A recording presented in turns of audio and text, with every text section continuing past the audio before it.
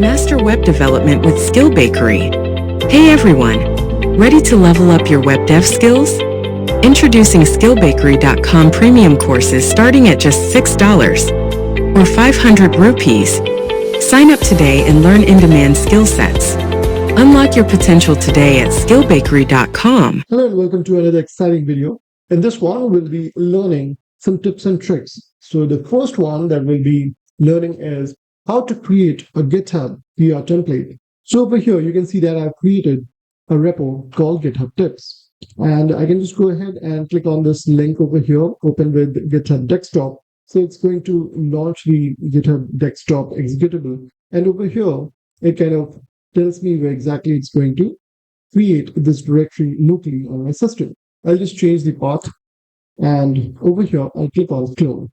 So now the repository has been cloned. What I'll do next is I'll be opening up the same in Visual Studio Code Editor.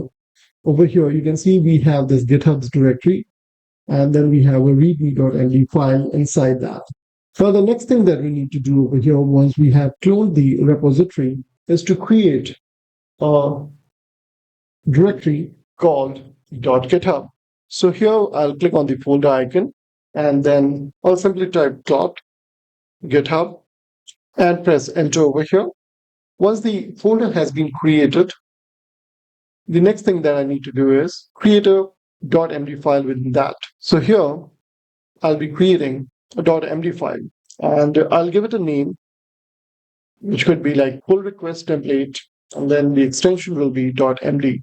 So here I'll be clicking create a new file, and then I'll be simply pasting the name of that file as pull request template.md.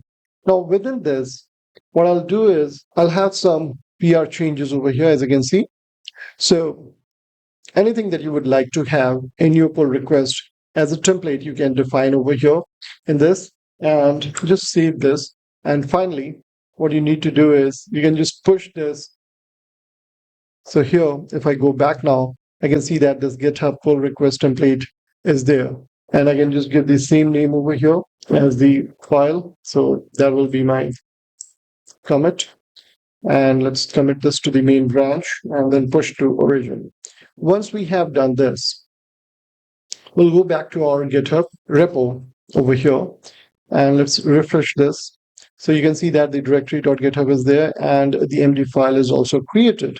Now, within this, if I go ahead and click on this pull request and say new pull request, and here you would notice that both the branches are same, so you don't get anything out of it. So what we have done is we have created a dev branch as well, and within the dev branch, what we have done is we have updated the readme.md file with this text, create a GitHub PR template. Now, once that's done, we'll be going over here and let's select dev. So it says there isn't anything to compare. So what it means is we haven't pushed our changes to GitHub. So it's all local over here.